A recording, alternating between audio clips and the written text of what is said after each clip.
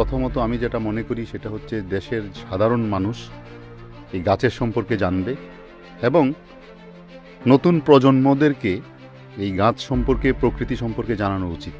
Infotainment এবং entertaining দুই ধরনের খুব ভিডিও সুন্দর একটা দিয়েছে। ইনফোটেইনমেন্ট করে কেউ কেউ, আবার কেউ কেউ এন্টারটেইনিং করে। তাহলে হবে কি, আমাদের এই দেশের মানুষ একটা সময় যে প্রকৃতিকে ভালোবাসা ভুলে যাবে। আপনার ভিডিওগুলো বিভিন্ন লোকেশন, আপনি বিভিন্ন টাইপের গাছগুলো দেখান, এই লোকেশনগুলো আপনি কিভাবে চুজ করেন? কি গাছ নিয়ে ভবিষ্যৎ পরিকল্পনা হচ্ছে, আমার পরিকল্পনা একটাই, মানুষকে যেটা করে যাচ্ছি এখানে পরিকল্পনা সংযুক্ত হয়েছে জীবন, যুক্তি, জিজ্ঞাসা নিয়ে আমাদের এই পথ চলা। বাংলাদেশ সহ সারা বিশ্বে ভিডিও ব্লগিং খুব জনপ্রিয় একটি বিষয়। আমরা সোশ্যাল মিডিয়াতে দেখছি কেউ ফুড নিয়ে ভিডিও ব্লগিং করছেন, কেউ টেক নিয়ে করছেন, কেউ আবার ট্রাভেল নিয়েও ভিডিও ব্লগিং করছেন। গাছের মতো একটি অসাধারণ বিষয় নিয়ে যে ভিডিও ব্লগিং করা যায়, এটা আপনার আমার অনেকের অজানা। 2009 সাল থেকে বাংলাদেশে গাছ নিয়ে ভিডিও ব্লগিং করছেন বৃক্ষবন্ধু হিসাবে খ্যাত মোহাম্মদ আজহারুল ইসলাম। আজকে গাছের অনেক বিষয়ে জানা অজানা অনেক বিষয় আমরা জানতে সংযুক্ত স্টুডিওতে আমন্ত্রণ জানিয়েছি বৃক্ষবন্ধু মোহাম্মদ আজহারুল ইসলামকে। মোহাম্মদ আজহারুল ইসলাম, আপনি কেমন আছেন? ধন্যবাদ, আমি ভালো আছি আলহামদুলিল্লাহ। তো আপনাদের এখানে এসছি, ভাল লাগছে খুব। আপনারা এই যে গাছ নিয়ে কথা বলতে চান, বিশেষ করে গাছ নিয়ে কথা বললে আমাদের বেশ কিছু উপকার আছে। উপকারগুলির মধ্যে প্রথমত আমি যেটা মনে করি সেটা হচ্ছে দেশের সাধারণ মানুষ এই গাছের সম্পর্কে জানবে এবং নতুন প্রজন্মদেরকে এই গাছ সম্পর্কে প্রকৃতি সম্পর্কে জানানো উচিত। কারণ আমাদের সময় ধীরে ধীরে ফুরিয়ে আসছে। জি, আমরা একটা সময় চলে যাব, জি, কিন্তু আমাদের এই পৃথিবীতে নতুন প্রজন্ম যাদেরকে আমরা রেখে যাব, জি, তারা যদি এই রিলে রেসের মতো, জি। অর্থাৎ আপনারা জানেন কিনা, আপনারা খেলেছেন কিনা সেটা জানি না, কাঠি নিয়ে মানুষ দৌড়াইতো, আচ্ছা, আচ্ছা। দৌড় শুরু করছে, একজনের যখন টায়ার্ড হয়ে গেছে আরেকজনের আরেকজন হাতে কাঠি দিয়ে আবার দৌড় জি, শুরু জি, করছে। জি, জি, জি। তো এইরকম রিলে রেসের মতো যখন এই যে গাছের ব্যাপারটা আপনি আপনার পরবর্তী প্রজন্মকে শিখিয়ে যাবেন, তারা তার পরবর্তী প্রজন্মকে শিখিয়ে যাবে, এভাবে যদি একটা চেইন না থাকে, ধারাবাহিকতা না থাকে, তাহলে হবে কি, আমাদের এই দেশের মানুষ একটা সময় যে প্রকৃতিকে ভালোবাসা ভুলে যাবে, উদ্ভিদ সম্পর্কে তাদের জ্ঞান একেবারেই কমে যাবে। যে কারণে আমাদের উচিত, এই যে কাজটা আপনারা করছেন, জি। এই যে আমাকে ডেকে আনছেন, আমি সম্মানিত বোধ করছি, ধন্যবাদ। আ- আর একটা বিষয় হলো, আপনার মাধ্যমে, আমার মাধ্যমে, আমাদের মাধ্যমে এই যে দেশবাসীকে এই আমাদের প্রকৃতি সম্পর্কে, আমাদের উদ্ভিদ সম্পর্কে, উদ্ভিদের গুরুত্ব সম্পর্কে জানানো উচিত বলে আমি মনে করি। আমার কাছে আপনার আরেকটা প্রশ্ন রইল, যে জানার রইল যে আসলে এত কিছু থাকতে আপনি কেন গাছের ব্যাপারে এত ইন্টারেস্টেড, গাছ নিয়ে কেন এত ব্লগিং করা শুরু করলেন আপনি? এই বিষয়টা আমাকে খুব নাড়া দেয়, খুব আসলে জানার ইচ্ছা। আসলে খুব চমৎকার প্রশ্ন। আসলে বিষয়টা হচ্ছে কি, দেখুন, এই টিভি মিডিয়া এবং ফেসবুক মিডিয়া, ইউটিউব মিডিয়াতে ইনফোটেইনমেন্ট এবং এন্টারটেইনিং দুই ধরনের এটা খুব ভিডিও সুন্দর সাধারণত করে। একটা দিয়েছে। ইনফোটেইনমেন্ট করে কেউ কেউ, আবার কেউ কেউ এন্টারটেইনিং করে। তো এন্টারটেইনিং ভিডিওগুলি সুস্থ ধারার করতে হবে এরকম তো সব নাই। এখন ধরেন খুব ভালো সুস্থ ধারার এন্টারটেইনমেন্ট যেটা হয়তো হুমায়ুন আহমেদ স্যার দিতেন, জি, এখন তো এই ধরনের এন্টারটেইনমেন্টগুলি নাই। জি। তো যাই হোক, আমি তার মানে এন্টারটেইনিং ভিডিও যারা করছেন তাদের প্রতি শ্রদ্ধা রেখেই বলছি, ইনফোটেইনমেন্ট ভিডিও অনেকেই করছেন। ইনফোটেইনমেন্টের মধ্যে ধরেন আছে হচ্ছে ফিজিক্স নিয়ে কেউ করছেন, কেউ কেমিস্ট্রি নিয়ে করছেন। আমি এদিন একটা পেজ দেখলাম, ওটার নাম ছিল অক্সিজেন সম্ভবত। যাই হোক, কেমিস্ট্রি নিয়ে উনি কথা বলছেন, চমৎকার চমৎকার থিওরিগুলি উনি প্র্যাকটিক্যালি করিয়ে এখন দেখাচ্ছেন। সোশ্যাল মিডিয়ার মাধ্যমে আমরা, এই জন্যই আমি প্রথমে শুরুতে বললাম যে এতটাই জনপ্রিয় ব্লগিংটা, যে আসলে যে বিষয়ে এক্সপার্টিস, আমি এটা বলি, যাকে যেখানে যে খুঁজে পায় সে সেই বিষয় নিয়ে চেষ্টা করে মানুষকে জানানো। এইটা অনেক বড় একটা বিষয়, যে আমরা অনেক অজানা অনেক জিনিসপত্র জানতে পারি বলে আমার কাছে মনে হয়। জি। তো সেই ধারাবাহিকতায় ধরেন এখন এই যে আমাদের প্রকৃতি, গাছ নিয়ে কেন আমি ভিডিও শুরু করলাম, আসলে এটার পিছনে কিছু কারণ আছে। আমার কারণটা হলো যে আমি তো পড়াশোনা করছি বটনি নিয়ে, যেহেতু আমার সাবজেক্টটা এটা ছিল, সুতরাং আমার এটার প্রতি একটা অন্যরকম দরদ অনেক আগে থেকেই। অর্থাৎ আমার সেই উচ্চ মাধ্যমিক শ্রেণী থেকেই আমার এটার প্রতি একটা একটা বিশেষ একটা ফ্যাসিনেশন কাজ করতো। এসএসসিতেও আমার বিশেষ ফ্যাসিনেশন কাজ করতো এই গাছের প্রতি, যার জন্য আমার কাছে আমি ধরেন এই যে মিডিয়া জগৎ অথবা ধরতে পারেন এটা ফেসবুক ইউটিউব জগৎ, এইখানে যখন ফেসবুক ইউটিউবে যখন ভিডিও দেওয়া যেত না, যদি মনে করেন ধরে নেন এখন যদি দেওয়া না যেত, দেওয়া না তা আমি যেত। কি করতাম? আমার কাজ চলতোই। আমি কি করতাম? আমি মানুষকে অন্যভাবে প্রচারণা করার চেষ্টা করতাম। পেপারে লিখে হোক, আমি পেপারেও লিখতাম মাঝে মধ্যে, যাই হোক পেপারে লিখে হোক, কোনো না কোনোভাবে তো আগে প্রচার ঘটতো, সেটাই করতাম। এখন যুগের দাবি, যুগের পরিবর্তনে এখন ফেসবুক ইউটিউব এসছে, যার জন্য এইদিকে ধাবিত, এবং এই ধাবিত হয়ে যে গাছপালা নিয়ে কাজ করছি, সেটা হচ্ছে কি জানেন, একটা মানুষকে একটা এই যে শুরু করলাম আমি, গাছের উপকারিতা, গাছের অপকারিতাও কিছু আছে, সব গাছ তো উপকারী না, তবে সব গাছের অক্সিজেন দেবে এটা নিশ্চিত থাকুন আপনি, অনেক বড়, অক্সিজেন সরবরাহ অনেক করবে বড় আপনাকে, বিষয়, এটা অনেক বড় এতে কোনো বিষয়। ভুল নেই। কিন্তু তারপরেও তার কিছু অপকারী দিক আছে, যেমন কিছু গাছের ফুল ফল এগুলি যদি আপনি খেয়ে ফেলেন, আপনি ধরেন, তাহলে প্রবলেম হতে পারে মানুষের। তো এই সব জিনিসগুলি মানুষকে জানাইলে হবে কি, মানুষের মধ্যে থেকে ধরেন আমার কনসেপ্টটা হচ্ছে, আমি আমার কথা বলে যাই, কথা বলার সময় ধরেন আমি কথা বলছি, বলতে বলতে আমার এখানে 1,00,000 লোক দেখলো, সাপোজ ধরে নিলাম, 1,00,000 লোক থেকে যদি 3 জন লোকও যদি আমার এই কথাটাকে নিয়ে এসে 3টা গাছ রোপণ করে, এটা অনেক আমার অনেক দেশের জন্য অনেক উপকার হবে, অনেক সমাজের জন্য দেশের জন্য সেটা অনেক উপকার হবে, বড় ইনিশিয়েট বলে সমাজের আমরা জন্য উপকার আমরা হবে। মনে করি। আমি এরই মধ্যে আরেকটা জিনিস আমার খুব জানতে ইচ্ছা করলো। আমিও আপনার একজন ফ্যান, আমিও আপনার একজন ভিউয়ার। আমি যখন দেখি আপনার ভিডিওগুলো, বিভিন্ন লোকেশনে আপনি বিভিন্ন টাইপের গাছগুলো দেখান, এই লোকেশনগুলো আপনি কিভাবে চুজ করেন, কিংবা এই লোকেশনগুলো আসলে কোথায়? আমরা তো শুধু ভিডিওতে দেখি, লোকেশনটা বেসিক্যালি তো আর জানি না। আপনি ভালোই বলছেন, আমি লোকেশন সাধারণত উল্লেখ করি না ভিডিওতে, এটার একটা বিশেষ কারণ আছে। বিশেষ কারণের মধ্যে প্রধানত কারণ হলো, আমি যে গাছগুলি দেখাচ্ছি এই গাছগুলি বেশ ইম্পর্ট্যান্ট কিছু গাছ থাকে এখানে, একজন মানুষ কৌতূহলবশত হয়ে লোকেশন দেখে সেই গাছটার ক্ষতি করতে পারে, যার জন্য আমি লোকেশনটা সাধারণত বলতে চাই না। আবার কিছু কিছু গাছ আছে যেগুলোর লোকেশন দিলেও সমস্যা নেই, বলে দিই। আমার লোকেশন হলো, ধরুন সাধারণত আমি রাস্তাঘাটে আশেপাশে, বিভিন্ন গার্ডেনে, বিভিন্ন বড় বড় উদ্যান, অথবা একদম ধরেন এমন হলো যে একটা নালা নর্দমার পাশে, ড্রেনের পাশেও আমার লোকেশন।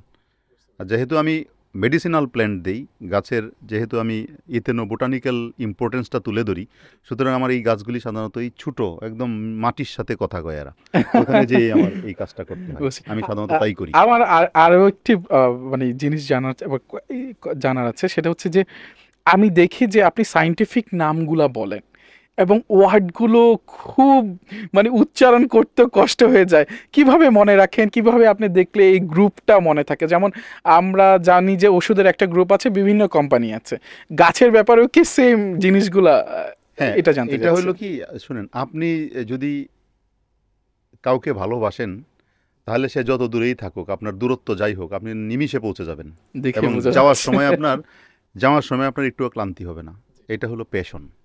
সত্যিকার অর্থে বলতে কি, আমি যেহেতু এই ক্ষেত্রটাকে ভালোবাসি, সুতরাং আমি একটা সায়েন্টিফিক নেম যদি শিখি, অথবা আমি যেহেতু এই সায়েন্টিফিক নেম নিয়েই পড়াশোনা করে আসছি, আমার তো একটা ধারাবাহিকতা ছিল, তো এখন জাস্ট এটার মধ্যে একটু নাড়াচাড়া ঝালাই করা আর কি, চাকাটা তো ঘুরছে, এই ঘোরা চাকাটাকে আবার টাচ করে দেওয়া।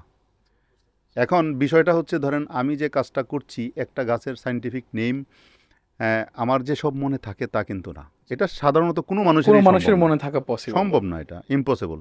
তো আমি যখন মনে থাকে না, তখন আমি সেটা আবার দেখার চেষ্টা করলে একবার দেখলে হয়। অথবা এই যে বললেন গাছের বৈশিষ্ট্য, হ্যাঁ অবশ্যই এক একটা পরিবারের তো আলাদা আলাদা বৈশিষ্ট্য আছেই, সেই পরিবারের কিছু বৈশিষ্ট্য দেখে অন্তত প্রথম প্রথম একটা গাছের সায়েন্টিফিক নেম যদি বলতে নাও পারি, তাহলে মোটামুটি ধারণা করতে। সায়েন্টিফিক নেম বলতে না পারলেও যে জিনিসটা পারি, সেটা হচ্ছে এই গাছটা কোন পরিবারের, সেটা বলে ফেলতে পারি আগে, যে এই পরিবারের এই গাছটা হবে। আমরা কিভাবে বুঝবো? আমরা দেখলে এটার বেশ কিভাবে কিছু বুঝবো? পার্থক্য আছে, এবং বেশ কিছু আবার ক্যারেক্টারিস্টিক্স আছে, যে বৈশিষ্ট্যাবলী আছে, সেইগুলি দেখে পড়াশোনা না করলে আসলে হঠাৎ করে এটা একটু বোঝা কমপ্লিকেটেড একটু জিনিস। কমপ্লিকেটেড আমি হয় আর ওই কি। দিন আপনার একটা ভিডিও দেখে খুব অবাক হয়েছি। যেমন আমরা দুষ্টামি ফাইজলামিতে জামাল গোটার কথা অনেক শুনেছি, বাট জামাল গোটার আঠা দিয়ে যে এত সুন্দর বেলুনের মতো হয়, এটা আমার ধারণা এটা ছিল না। হচ্ছে জামাল গোটাটা আপনার একটা ঔষধি উদ্ভিদ, কিন্তু এটা যদি আপনি অপব্যবহার করেন, মারা যাওয়ার মারা সম্ভাবনা যাওয়ার আছে। সম্ভাবনা আছে। অপব্যবহার করলে। আর এইটা বিশেষ করে আপনার আগে আমাদের দেশে প্রায়ই দেখা যেত, এবং এইটা দিয়ে অনেকেই অনেক বিয়ে বাড়িতে অথবা অনেক দুষ্টামি করে খাওয়াই দিত। আপনি আবার কমেন্ট লিখেছিলেন ট্যাগলাইনে যে কারো কোনো স্মৃতি থাকলে আমার সাথে হুম। শেয়ার করতে পারেন। এটা করতো। আর বিশেষ করে এই জামালগোটা এই যে ব্যাপারটা, এটা হলো এটার থেকে এখন বায়োফুয়েল হচ্ছে, বায়োডিজেল, বায়োফুয়েল, এটাকে চেষ্টা করছে যেন এটা দিয়ে ইকোনমিক্যালি আরও এটার ইম্পর্টেন্সটা কীভাবে বাড়ানো যায় এবং ইউজ করা যায়। যাই হোক, এটার যে ল্যাটেক্স যেটা বললাম আমি, তরুক্ষীর যেটা, তুরস্ক। এটার তরুক্ষীরটা সাধারণত একদম ক্রিস্টাল ক্লিয়ার হয়। অন্য তরুক্ষীর তো সাদা হয় দুধের মতো, এটা হচ্ছে ক্রিস্টাল ক্লিয়ার হয়। এটা ঘাসের ডগা নিয়ে, এই ঘাসের ডগা নিয়ে আমরা কখনো করতাম না। এটা আমরা করতাম হচ্ছে সাধারণত ওই যে তার আছে, জি। তার পেঁচাইয়া দিয়ে করতাম। কিন্তু আমি যে ঘাসের ডগা নিয়ে যে করা যায়, এটা আমাকে জানাইছে হচ্ছে আমার যে ক্যামেরাম্যান আছে খন্দকার সাইদুল ইসলাম, সে আমাকে বলতে, স্যার এইটা ঘাসের ডগার মধ্যে নেন, নিয়ে ফু দেন হয়। কিন্তু আমরা কখনো ঘাসের ডগায় করি না। আমরা ছোটো সময় করতাম কি, এই যে গ্রামে যে বেড়া বানতো, বেড়া, বাঁশের বেড়া, বেড়া বানার তার ছিল না, আমরা করতাম কি, যেটা আমরা গুণা বলি, অনেকে গুণা বলি, গুণা বেড়ার বলি। থেকে তার খুলে ফেলতাম, খুললে টাইনে নিয়ে আসতাম, মরিচা পড়া তার ছোটো, এইটা দিয়ে তখন আমরা করতাম। এই কিন্তু দুব্বা গাছের যে কাণ্ডটা একদম চিকন কাণ্ড, এটা পেঁচায়া যে করা যায়, এটা আমি তার কাছ থেকেই জানছি। আমি আরেকটা বিষয়ে আসবো, যখন দুব্বা গাছ নিয়ে এসেছেন, দুব্বা গাছ আমি একটা আপনার ভিডিওতে দেখলাম যে একটা দুব্বা গাছ মাঝখান থেকে ভেঙে গেলে তার নিচের কালারটা আবার অন্যরকম হয়ে গেল। এইটা কিভাবে হ্যাঁ, এটা সম্ভব? একটা ছোট এইটা ঘাস ছিল। আমি আমি জি। আপনি দেখছেন ভিডিওটা, যেখানে দেখিবে ছাই উড়াইয়া দেখো তাই, পাইলেও পাইতে পারো মানিক রতন। মানিক রত। এটা হলো আপনার যেটা বলছেন যে এইটা রাস্তা দিয়ে হাঁটতে হাঁটতে হঠাৎ দেখলাম যে এরকম একটা ঘাস, ভাবলাম যে একটু ছবি করি, একটা ভিডিও করি। তো এইটা হইলো কি, এই ঘাসটা যখন আপনার ভেঙে গেল, ভেঙে যাওয়ার পরপরই এই ঘাসের খাদ্য উৎপাদনটা বন্ধ হয়ে গেছে। অর্ধেকটা ঘাসের খাদ্য উৎপাদন বন্ধ হয়ে গেছে। তার মানে হচ্ছে এখানে যে শালক সংশ্লেষণটা হইতো, শালক সংশ্লেষণটা বন্ধ হয়ে গেছে। যেহেতু শালক সংশ্লেষণ বন্ধ হয়ে গেছে, এইখানে তখন আর ক্লোরোফিল নাই। যেহেতু ক্লোরোফিল নাই, সুতরাং এখানে অন্য কিছু পিগমেন্ট এসে এই এটা কালারিং করে কালারটা কিন্তু দিয়েছে। অসাধারণ অসাধারণ ছিল। কালার ছিল, হ্যাঁ। এবং আমরা কিন্তু চলতি পথে এরকম অনেক কিছু দেখলে কিন্তু আমরা খেয়াল করি না, এটা বাট হয়তো করা হয় না ব্যস্ততার জন্য। আপনার ওইটা দেখে কিন্তু আমি খেয়াল করেছি। আপনার কথার পরিপ্রেক্ষিতে আরও একটা আমার খুব জানার একটা বিষয় উঠে এসেছে, যে আমার খুব জানার আগ্রহ ছিল যে যে মানুষটা এত সুন্দর করে সাবলীল ভাষায় ভিডিওগুলো করে, তার ভিডিওটা কে করে, যে উপস্থাপনটা করে, যে তার ভিডিওটা কে করে, আমি সেই ব্যক্তি সম্পর্কে একটু জানতে চাচ্ছিলাম। হ্যাঁ, সেই ব্যক্তি আমি যে বললাম, আমার গাড়ি চালায়, সে আমার গাড়ি একটু চালায়। এবং নামটা খন্দকার সাইদুল ইসলাম, সে তো আছে আজকে আমার সাথে। আমাদের সাথে উপস্থিত আছেন খন্দকার সাইদুল ইসলাম। আমরা খন্দকার সাইদুল ইসলামের সাথে কথা বলবো পরে এক সময় এই ব্যাপারে, কিন্তু আমরা তাকে ধন্যবাদ জানাই আমাদের মাধ্যমে, সংযুক্তের মাধ্যমে। আমার আরও একটা বিষয় জানার আছে আপনার কাছে, সেটা হচ্ছে আমার বাসার সামনে তো আসলে বড় কোনো মাঠ নাই, কিছু নাই। আমার ঘরে আমি কিভাবে অক্সিজেনটা রেডি করতে পারি এরকম কিছু গাছের নাম, আমি আমার বারান্দায় করতে পারি এরকম কিছু গাছের নাম, এবং আমি আমার ছাদটাকে যেন ছাদ বাগান করতে পারি, এরকম তিনটা জায়গার আমি কিছু কিছু করে গাছের নাম জানতে আসলে চাচ্ছি। ছাদ বাগানে তো ধরেন বিশাল বড় বৃক্ষ দেওয়া যায় না সাধারণত। ছাদ বাগানে মিডিয়াম যে বৃক্ষগুলি দিতে হয়। এখন বর্তমানে হাইব্রিড বেশ কিছু পেয়ারা আসছে, আপনি পেয়ারা দিতে পারেন। পেয়ারা দিলে আপনি পেয়ারা খাবেন, পাখিরা পেয়ারা খাবে, বনের পাখিরাও খাবে, ওদেরও তো অধিকার আছে। ওরা যদি, পাখিরা যদি না টিকে থাকে, তাহলে আপনার আমার জন্য অত্যন্ত ভয়াবহ দিন আসবে। পাখিদের টিকিয়ে রাখা আমাদের উচিত। যেমন আপনি আমড়া গাছ দিতে পারেন, আমি এইদিকে আপনাকে বড়ই গাছ দিতে আমি পারেন। একটু আপনাকে এইদিকে থামাচ্ছি, যেমন আমরা ছোটবেলা যে পরিমাণ চড়ুই, কাক, বিভিন্ন ধরনের পাখি দেখতাম, এই পাখিগুলো কিন্তু আমরা দেখছি না এখন। এটা কি গাছ কমে যাওয়ার কারণে এরকম হচ্ছে? এটা হচ্ছে, আমি বলি আপনাকে, আপনার যদি ঢাকা শহরে একটাও বাসা না থাকে, বাড়ি না থাকে, ঢাকা শহরে মানুষ কই যাবে, থাকবে? হয় মানুষগুলি বাসস্থানের অভাবে ঢাকা শহর ত্যাগ করবে, অথবা মানুষগুলি কোনো না কোনোভাবে মরে যাবে, একটা কিছু হবে। এখন পাখির বাসস্থান হচ্ছে গাছ, গাছের ডাল, বন জঙ্গল, বিভিন্ন রকমের যে ইকোসিস্টেমগুলি গড়ে ওঠে, এইখানেই তো পাখি যায় থাকে। তখন আপনি তো ওদেরকে বসার জন্য, ওদের ডিম পারবে, ওদের বংশবিস্তার করবে, এরকম জায়গা দিতে পারছেন না। তাহলে পাখিগুলি কই যাবে? এরা হয় ঢাকা শহর থেকে বেরিয়ে গেছে, অথবা পাখি নির্বংশ হয়ে গেছে। যেমন ধরেন, আপনি আজকাল দেখেন, আপনাকে যদি বলি, আপনারা জানেন কি না জানি না, সেটা একটা ফল পাওয়া যেত আগে, যেটাকে সিমের মতো, এটা বেশ মোটা এবং লম্বা, এটাকে কানাইডিঙ্গা বলতো। আপনারা কি দেখেছেন কিনা জানি না। যাই হোক, এই কানাইডিঙ্গা ফলটা এখন বিলুপ্তের পথে। তার কারণ হচ্ছে কানাইডিঙ্গা ফলের যে ফুলটা হয়, কানাইডিঙ্গা এটা সিডপট বলে একটা লম্বা, এটার যে আপনার কি বলে এই যে ফুল ফুটে, ফুলটা হচ্ছে রাত্রে ফুটে, রাত্রে ফুলটে ফুটে। এবং এটা অধিকাংশ মানুষ, আমার মনে হয় যে অনেকেই কানাইডিঙ্গা ফুলের যে ফ্লেভারটা কীরকম কেউ নেয় নাই, একদম পাকা সাগর কলার মতো ফ্লেভার, এত চমৎকার। তো এই কানাডিঙ্গা রাত্রে ফুটে, তো রাত্রে ফুটার সময় বাদুর রাত্রেবেলায় এইটার থেকে নেকটার খেতে যায়, মধু খেতে যায়। বাদুর যখন রাত্রে মধু খেতে যায় তখন বাদুরে মধু খায়, এক ফুল থেকে আরেক ফুলে যায়, ওই আপনার কানাইডিঙ্গার একটা ফুল থেকে আরেকটা ফুলে যায় মধু ধরে খায়, পরাগায়নটা ঘটে। এই যে বাদুরের বাসস্থান কমে যাওয়ার ফলে, বাদুর যেহেতু কমছে, কানাইডিঙ্গা ফুলও কমছে, কানাইডিঙ্গা গাছের পরিমাণও কমছে। যে কটা ছিল সেই কটাই আছে, পরাগায়ন হচ্ছে না, একটা নতুন করে একটা গাছের জন্ম হচ্ছে না। তো আমার দেশে, সারা পৃথিবীতে মানুষ তো থাকবে অবশ্যই, উদ্ভিদ থাকতে হবে, প্রাণী থাকতে হবে, পাখি থাকতে হবে, বিভিন্ন পোকামাকড় থাকতে হবে। এদের না থাকলে তো আমরা মানুষ আমরা দিন শেষে আমরা টিকতে পারবো না। আমরা টিকতে পারবো। আমরা যেদিকে ছিলাম বিক্ষবন্ধু, যে আমরা আসলে এখন তো সবাই ব্যস্ত। আপনি কথার মাঝখানে উদাহরণ টেনে বললেন যে এরকম সৌন্দর্য গাছ থাকার পরও আমরা চোখে দেখি না ব্যস্ততার কারণে। আমি ব্যস্ত, কিন্তু আমি চাই আমার বাসায় যেন একটা সুন্দর গাছ থাকে। আমাকে কিছু গাছের সাজেশন আপনি দেন আমাদেরকে, আমাদের দর্শককে, যেন আমরা এই গাছগুলো বাসার রুমে লাগাইতে পারি। যেটা বাসার রুমে যদি আপনি রোপণ করেন তাহলে অ্যালোভেরা রাখবেন, একটা রাখতে পারেন। এটা আপনার রুমের যে ফর্মালডিহাইড যেটা উৎপন্ন হয় রুমের ভিতরে এসির জন্য, সেটার পরিমাণটা কমিয়ে দিবে। সেন্সিভারিয়া রাখতে পারেন, সেটা হচ্ছে আপনার যেটাকে বলে শাশুড়ির জিহ্বা বাংলায়। ইন্টারেস্টিং একটা নাম। ইন্টারেস্টিং নাম এটা, মাদার ইন লজ টাং এটাকে বলে। এই উদ্ভিদটা রাখতে পারেন। এছাড়া আপনি কিছু পাম জাতীয় গাছ আছে যেটা আপনার ঘরের ভিতরে রাখতে পারেন। আর বারান্দায় যদি রাখেন তাহলে আপনার যে বেশ কিছু ফুল গাছ চাইলে রাখতে পারেন, আপনার চয়েস অনুযায়ী ফুল গাছ রাখতে পারেন। লতানো কিছু গাছ বারান্দায় যদি ব্যবস্থা করে দিতে পারেন, গ্রিলের সাথে দিতে পারেন। সেটা করলে আপনার যেটা হবে, বারান্দায় তো আপনার অনেক গাছ রাখতে পারবেন না, আপনার বারান্দা কতটুক বড় এবং কতটুক জায়গা সেটার উপর নির্ভর করে কয়টা গাছ দেওয়া যাবে, দেখলে আপনি বুঝবেন এবং আপনি ইচ্ছা মতো দিতে পারেন সেই গাছগুলো। আমাদের ঢাকা শহরে গাছ আমরা সবাই কম বেশি পছন্দ করি, কিন্তু আমাদের একটা ডেঙ্গুরও সমস্যা থাকে। আমরা এই যে একটা ভীতি কাজ করে, এইরকম এই ভীতি থেকে আমরা কিভাবে আসলে কাটিয়ে এটা দেখুন, আসলে গাছের সাথে ডেঙ্গুর কোনো সম্পর্ক নাই। ডেঙ্গুটা হয় আমাদের অসচেতনতার জন্য। ধরেন আপনি টবের মধ্যে একটা গাছ লাগিয়েছেন, টবের পানি নিষ্কাশনের ব্যবস্থা নাই নিচে দিয়ে। প্রত্যেকটা টবের নিচে তো আপনার একটা ছিদ্র থাকবে, পানি নিষ্কাশনের ব্যবস্থা করতে হবে। টবের মধ্যে পানি নিষ্কাশনের ব্যবস্থাটা রাখলেন না, পানিটা জমে থাকলো, জমে থেকে গাছটা মরলো না, কিন্তু পানিটা জমে থাকলো, গাছের কিছুটা ক্ষতি হলো, এখানে মশা এসে ডিম পারলো। এটা তো গাছে দোষ করে নেই, আপনি আপনার জন্য এটা হচ্ছে। আমরা বলছি না গাছে দোষ করছে, আমরা অ্যাওয়ার কি না এই বিষয়ে, আমরা আমরা অ্যাওয়ার করেছি কি না আমাদের নাই। আমাদের উচিত হচ্ছে যদি আমরা ছাদ বাগান করি বা বিভিন্ন জায়গায় যদি আমরা গাছ রোপণ করি, তাহলে আমরা সেইখানে যাতে বৃষ্টির পানি কোনোভাবে জমে না থাকে সেটার দিকে খেয়াল রাখবো, পরিবেশকে পরিচ্ছন্ন রাখার চেষ্টা করব। ডাব খেলাম, নারিকেল খেলাম, খোসাটা ফেলে রাখলাম, বাস কি চমৎকার, এটার মধ্যে এডিস মশা জন্ম নেয়।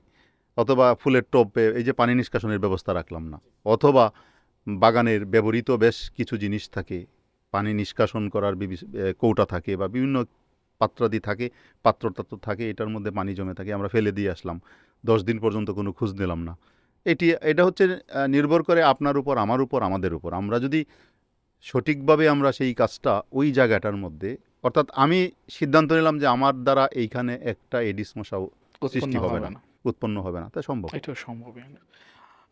আমি বিক্ষবন্ধু আপনার কাছ থেকে এই কাজ করতে যে আপনি কি কি ধরনের প্রতিবন্ধকতায় পড়েছেন, এই বিষয়ে কোনো প্রতিবন্ধকতায় পড়েছেন কি না প্রথম দিকে, এই ব্যাপারে একটু জানতে চাচ্ছিলাম।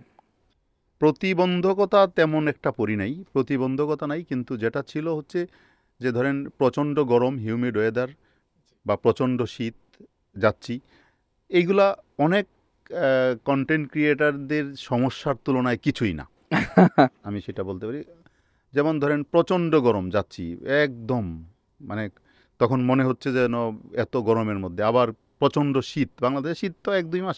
এটাকে বলছি এই কারণে যে কিছু কিছু উদ্ভিদের যখন ফুল ফুটে সময়টা তখন হয় সন্ধ্যার সময় কিছুটা ফুটতে সন্ধ্যায় যেতে হবে, কিছুটা সকালে ফুটছে সকালে যেতে হবে। যেমন কিছু ফুল আছে, হিজল আছে, হিজল যদি আপনি দেখতে হয় ফুলটা, অথবা কুম্বি আছে, কুম্বি যেটাকে বলে, হিজল আছে। এই ফুলগুলি যদি আপনাকে দেখতে হয় তাহলে আপনাকে যেতে হবে হচ্ছে একদম ভোর হওয়ার সাথে সাথে। না হয় ফুলগুলি একটু পরে গেলে দেখবেন সব ঝরে পড়ে গেছে, ফুল ঝরে পড়ে গেছে, ফুল ঝরে পড়ার পরে ফুলটা নষ্ট হয়ে যায়। তো সেটা সেরকম দেখতে হবে। তখন সেই সময় দেখা যায় যে অনেকেই সকালবেলায় ঘুমতে ওঠে না, কিন্তু আমাকে তো সেই সকালবেলা উঠেই আমি যাই, কারণ আমার নেশাটা থাকে যে আমি এটা দেখব। ওই আসা যাওয়ার কি কোনোদিন কোনো ইনসিডেন্ট, সমস্যা কিংবা এরকম দেখেছেন যে আপনি যে সময় যেতে চেয়েছেন আপনি যাওয়ার আগে ফুলগুলো নষ্ট হয়ে গেছে, এরকম কোন? এরম হয়েছে, অনেক এরম হয়েছে, তারপরে পরের দিন আবার গেছি। একটা একটা জানতে চাচ্ছিলাম এরকম। হ্যাঁ, ধরেন আমি একবার ওই যে কুম্বি গাছের ফুল আমি ভিডিও করব, আমি গিয়েছি, যাওয়ার পরে প্রথম দিন গেলাম, ফুল শুকায় গেছে, নিচে প্রচণ্ড গরম ছিল। তারপরে আবার পরের দিন গেলাম, সময় করে যাইতে পারিনি, তারপরের দিন একদম ভোরে উঠে গেছি। বুঝতে পেরেছি। আমরা জাহাঙ্গীরনগর ইউনিভার্সিটির কাহিনীটা জানতে চাই, যে যেদিকে আমরা দেখেছি যে আপনি ওইদিকে দাঁড়ায় বলছেন যে এইদিকে অনেক সাপের উপদ্রব, অনেকটা ভীত মনে হচ্ছিল আপনাকে। না না, আমি হয়েছে কি, ওই গল্পটা শুনতে আমার সাথে চাচ্ছি। ওইখানে জাহাঙ্গীর ইউনিভার্সিটির রহিম ভাই ছিলেন। তো রহিম ভাই বলতেছেন, আজহার ভাই এটা হটস্পট সাপের। তা আমি আমি বললাম যে, রহিম ভাই আমি জানি এটা সাপের হটস্পট, জাহাঙ্গীরনগর ইউনিভার্সিটির ক্যাম্পাসটাই সাপের জন্য বিখ্যাত, প্রচুর সাপ আছে ওখানে। তো এইখানে উনি যখন বললো তখন আমি আমি তখন একটু আশেপাশে দেখে দেখে আগাচ্ছি, আমি সাপ তো ভয়, যাই হোক। তো তারপরে যেহেতু আমি একে ভিডিওটা করার সময় আমি প্রথমে এটা বলে নিয়েছিলাম আর কি, যে এটা হটস্পট সাপের, হয়তো আমার কথায় কেউ যাইতে পারে কিছু না জেনে, যাইতে পারে, জি। যে জন্য অ্যাওয়ারনেসটা দেওয়া, যে যে গাছটা দেখাইছি এই গাছটা দেখে হয়তো বা দেখা গেলো যে ক্লাস 9-10 একটা ছেলে পড়ে, অথবা ইন্টারমিডিয়েটে পড়ছে, এই ছেলেটা একদিন দৌড় দেওয়া যায় এখানে ঢুকলো, ঢুকিয়ে এটা আনতে চেষ্টা করলো। এটা তার অপরাধ না, সে গেল প্রকৃতি দেখতে গেল, কিন্তু প্রকৃতি দেখতে যাওয়ার আগে সে যেন সতর্ক হয়ে যায়, সতর্ক থাকেন, জি। সতর্ক যেন থাকে যে এখানে সাপ আছে, এই জন্য এটা বলে দিয়েছিলাম আর কি বিষয়টা। আচ্ছা, ধরেন যে অনেক গাছ আমরা তো আর খোঁজ করতে পারবো না, স্পটগুলো জানি না, হয়তো বা কোনো কারণে আপনি বলেনও না। আপনার কি এই ছবি তুলে কোনো ডিজিটালাইজেশনের কোনো প্ল্যান আছে সামনে, যে মানুষকে পরিচিত করার? আপনি তো ভিডিওর মাধ্যমে করাচ্ছেন, আমি কিংবা কোনো বই আমি কিংবা এটা কোনো নিয়ে পিডি চিন্তা এরকম? করছি, আমি এরকম একটা গাছের বিভিন্ন বিবরণ সহ বিভিন্ন গাছ নিয়ে আমি একটা বই বের করার চিন্তা করছি আমি, যেন একটা একটা গাইড একটা থাকে। গাইড থাকে, ধরেন আমরা যারা স্পটগুলো চিনি না তারা যেন ভালোভাবে চিনতে জি পারে। জি, একদম। এই যে ঢাকা শহরে আপনার আগে যে আপনি যেহেতু ঢাকারই বাসিন্দা, ঢাকা শহরে আগে যে পরিমাণ গাছ ছিল, বনায়ন ছিল, এই যে আস্তে আস্তে যে এইরকম কমে যাচ্ছে, এইটা আপনি, এই সংকেতটা আপনি কিভাবে দেখছেন? এইটা আসলে খুব ভয়াবহ সংকেত। কারণ হচ্ছে আপনি দেখেন, যেখানেই একটা কিছু স্থাপনা হয় সেই স্থাপনার আশেপাশের গাছগুলি কেটে তারপরে স্থাপনা করা হয়, কিন্তু এই যে গাছগুলি কাটলাম এটার পরিবর্তে যে আবার রিপ্লেস করব সেটা করি না। তো উচিত হচ্ছে আমাদের দেশের যারা এই কাজগুলি করবেন, তারা ওইখানে যখন একটা গাছ কেটে ফেলতে হবে, গাছ তো ধরেন আপনার জন্য, জি। আমাদের জন্য, আমাদের কল্যাণের জন্যই তো গাছ। এখন একটা গাছ যদি কাটার পরে আপনার মনে করেন পরিপক্ক একটা গাছ আপনাকে যদি কাটতে হয়, সেটা আপনার অর্থের জন্য কাটতে পারেন, সেটা আপনার বাসা অথবা আপনার বাড়িটাকে আরও বড় করার বড় জন্য করার জন্য কাটতে পারেন, কিন্তু কাটুন আপনি, সেই গাছটাকে অযথা কাটবেন না। আপনার বিশেষ প্রয়োজনে অবশ্যই গাছ কাটুন, কিন্তু সেটা কাটার আগে আপনি তো জানেন যে আমার এই গাছটা 2 বছর পরে আমি কেটে এনে এটা স্থাপনা করব। জি। তার আগে এই স্থাপনার আশেপাশে কেন আপনারা চাই একটা গাছ কাটার কাইটে আপনি 2টা গাছ কেন রোপণ কিন্তু করেন না? আমার তো জায়গা নেই, ধরেন আমার বাসাটা 2 কাঠার মধ্যে আমি থাকি, আমার একটা গাছ বড় হয়ে অনেক বড় একটা জায়গা জুড়ে নিয়ে গেছে, এখন আমি কি করতে পারি? এইটা রিকভারি আমি কিভাবে দিব? এটা রিকভারি হচ্ছে, আমি বলি আপনাকে, অনেকেই দেখা যায় যে অনেকেই আছেন এরকম, যে এই গাছটাকে সে রেখে কিভাবে কনস্ট্রাকশন করা যায় সেটার চিন্তা করেন, হয়তো টাকা বেশি লাগে অথবা তার জায়গা একটু কমে যায়, অনেক টেকনিক্যালি একজন ভালো একজন। এইটাও কি একটু করা যায় কি না, যে আমি একটা বড় গাছ ছিল আমার, ওইটার ব্যাকএন্ডে আমি আরেকটু ছোট ছোট গাছ আমি আমার আমি দিলাম বারান্দায় করলাম, আমি আমার ছাদে করলাম, আমি যেন ওইটা রিকভারি, এটা কি রিকভারি, এটা কি এটা এটা পসিবল কি যদি না? এটা পসিবল, যদি একান্তই আপনার কোনো কিছু করার না থাকে, একান্তই কোনো কিছু করার না থাকে, তখন তো আপনাকে আর কি করবেন, আপনার তো বাঁচতে হবে। তখন সেটার জন্য আপনি মনে করেন বিশাল একটা বৃক্ষ ছিল, তার পরিবর্তে আপনি ধরেন আরও ছোটো মাঝারি ধরনের 3-4টা বৃক্ষ দিয়ে দিলেন, কিন্তু রিপ্লেসমেন্ট দিয়ে তারপরে করেন, কিন্তু একেবারে ধ্বংস করে দিয়ে এটা করাটা আসলে আমাদের মোটেও উচিত না। ট্রেন্ডটাই এরকম, মানে ট্রেন্ডিংটাই এরকম চলতেছে। হ্যাঁ, আমরা আসলে অযত্নে, অবহেলায় এবং অনেকভাবেই কোনো কিছুই মনে করি না। একটা গাছ হইলো ধরে কেটে দিলাম, এটা নিয়ে আমরা ভাবিও না, চিন্তাও করি না। এই সোশ্যাল মিডিয়াতে মানুষকে গাছের প্রতি অ্যাওয়ার করা ছাড়া আপনি অফলাইনে কি কি করছেন? কি কোনো আমি কোনো অফলাইনে সাধারণত আমি ধরেন এই যে যখন যেখানে যাই মানুষকে বোঝানোর চেষ্টা করি, ফিজিক্যালি হোক, মেন্টালি হোক, অফলাইনে করি, যেভাবেই হোক এটা বোঝানোর চেষ্টা করি যে ভাই গাছ লাগাইলে এই উপকার হয়, গাছ কেন আমাদের বন্ধু সেটা জানা উচিত। এছাড়া ধরেন আমি যে যে কাজটা অফলাইনেও করতে চাচ্ছি, করেছি এবং করতে চাচ্ছি আরও বেশি করে, সেটা হচ্ছে একদম বাচ্চা যে আছে আমাদের কোমলমতি বাচ্চারা, এদের মাথায় এই পরিবেশ, বৃক্ষ, এই জিনিসটা ঢুকাইয়া দিতে হবে যে এই বৃক্ষ, পরিবেশ, প্রতিবেশ আমাদের জন্য অত্যন্ত গুরুত্বপূর্ণ এবং সেইটা থাকলে আমাদের কী উপকার হবে সেটা ওদেরকে বীজটা এখানে বপন করে দিতে হবে। তো এটা করতে পারলে হবে কি, এই বাচ্চাগুলি একদিন দেখবেন যে আবার সেই যে বলছিলাম যে রিলে রেসের মতো হবে। রিলে রেসের মতো। রিলে রেসের মতো।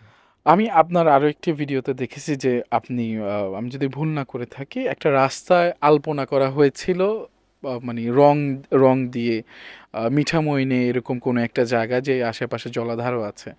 আপনি তখন আমাকে তখন ভিডিওটাতে বলেছিলেন যে এই রংটা যদি নদীতে যায়, মানে পুকুরগুলোতে যায় আশেপাশে, এই জায়গাটা হচ্ছে গিয়ে আস্তে আস্তে নষ্ট হয়ে যাবে, ফসলি জমিগুলো নষ্ট হবে।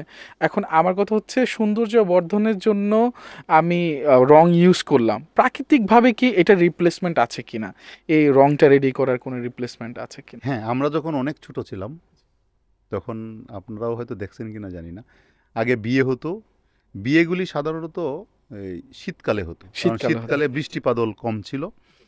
তো তখনকার বিয়েতে মনে করেন জামাই আসবে, বর আসবে, তো বর আসার জন্য তখনও আলপনা হইতো। আচ্ছা, তখন আলপনাটা কিন্তু কৃত্রিম রঙের আলপনা ছিল না। ওইটাই আমি জানতে তখন চাচ্ছি। আলপনাটা ছিল হচ্ছে আপনার বিভিন্ন রকমের চাল, যে ভাতের চাল যেটা, সেই চালটাকে বাটার পরে সেই চালটা কিন্তু সাদা হইতো। সেটার মধ্যে বিভিন্ন রকমের গাছের রং মেশানো হইতো। গাছের রং বলতে এই যে ধরেন সবুজ পাতার রস, অথবা কোনো গাছের লাল যে গাছের রং সেইটা, আবার একটা গাছ ছিল ধরেন দইগুটা নামে, সেই দইগুটার রং মেশানো হইতো। বিভিন্ন রং মিশিয়ে 3-4টা কালার করে ওইটাতে তখন আলপনা করতো। এই আলপনা করতো, আলপনাটা ক্ষণস্থায়ী আলপনা, সকালে করতো, বিকালে বা পরের দিন আর থাকতো, উঠে যেত। কিন্তু বিয়ের সময়ের পারপাস কিন্তু সার্ভ হয়ে যেত আলপনা করতে। আলপনা করা তো খারাপ না ভাই, আমি একটা ফুলের ছবি আঁকলেন সুন্দর করে ওয়ালে বা অথবা আপনার ফ্লোরে, এটা করেন, এটা তো খারাপ কিছু না। কিন্তু যদি ধরেন সেটা এরকম কিছু হয় যেটা আপনার জন্য, শরীরের জন্য ক্ষতি হবে, সেটার থেকে না সেটা না থেকে না। গেলাম। আগের দিনে এটা করতো, এবং এটা করতো কীভাবে, আলপনাটা করে করে কলা গাছ দিয়ে অথবা দেবদারু গাছ দিয়ে আপনার গেট হইতো, এই গেট পর্যন্ত টেনে আনতো এই আলপনাটাকে। এই আপনার এই চালের গুঁড়া, তারপর অথবা আটা অথবা ময়দা, এগুলো আমি পেস্ট বানাইতো, পেস্ট বানায় তারপরে করতো, ভালোই লাগতো। আপনার এই ব্যাপারে গাছ নিয়ে ভবিষ্যৎ পরিকল্পনা গাছ জানতে চাচ্ছিলাম, যে আসলে কি কি কাজ আরো করতে চান আপনি সামনে? গাছ নিয়ে ভবিষ্যৎ পরিকল্পনা হচ্ছে, আমার পরিকল্পনা একটাই, মানুষকে যেটা করে যাচ্ছি এখানে পরিকল্পনা, ভবিষ্যৎ পরিকল্পনা, বর্তমান পরিকল্পনা, সবটাই একটা। সবটাই একটা বলতে এই কারণে, এই জন্য বলছি যে আমি চাই মানুষের মধ্যে এই অ্যাওয়ারনেসটা ঢুকিয়ে দেওয়া, মানুষের ব্রেইনের মধ্যে এটা ঢুকে যাক, এবং এই যে বললাম ছোটো বাচ্চাদের মধ্যে ঢুকুক, তাহলে আমার পরিকল্পনাটা তাদের দ্বারা বাস্তবায়িত হবে। আমরা আজকে গাছের সম্বন্ধে অনেক অজানা বিষয় জানা হলো আমাদের, এবং যাকে আমরা স্ক্রিনে দেখি তাকে, তার সম্বন্ধে যে কথাগুলো বলতে পারে না, সংযুক্ত চেষ্টা করেছে সেই কথাগুলো উঠিয়ে আনতে। আপনি যে আপনার এত দামি সময় আমাদেরকে দিয়েছেন, এটার জন্য আপনাকে আন্তরিকভাবে ধন্যবাদ। আপনাকেও ধন্যবাদ, বিশেষ করে আমাকে কথা বলার সুযোগ করে দেওয়ার জন্য। এবং এই সব ধরনের কথা বলা, এটা হচ্ছে কি মানুষের মধ্যে একটা, কি বলে এটাকে, একটা মানুষকে উদ্বুদ্ধ করা, মানুষকে উৎসাহিত করা। কোন দিকে উৎসাহিত করা? প্রকৃতির দিকে ধাবিত করা, গাছপালার দিকে ধাবিত করা। কেননা দেখেন, মানুষজন যদি এই সব বিষয়ের প্রতি আগ্রহ না হয়, আগ্রহী না করে তুলতে পারি আমরা, আমরা যারা শিক্ষিত মানুষজন আছি তারা যদি বুঝাইতে না পারি, নতুন প্রজন্মকে বুঝাইতে না পারি, তাহলে আমাদের দায় থেকে যাবে। অনেক বড় একটা কথা বলেছেন যে আসলে আমরা যদি প্রকৃতিটাকে খুব ভালোভাবে ঠিক না করতে পারি, এই আমাদের অনেক বড় একটা দায় রয়েছে। এই কথা বলে আমি আজকে শেষ করছি। আপনারা ভালো থাকবেন, সুস্থ থাকবেন, সংযুক্ত থাকবেন। ধন্যবাদ।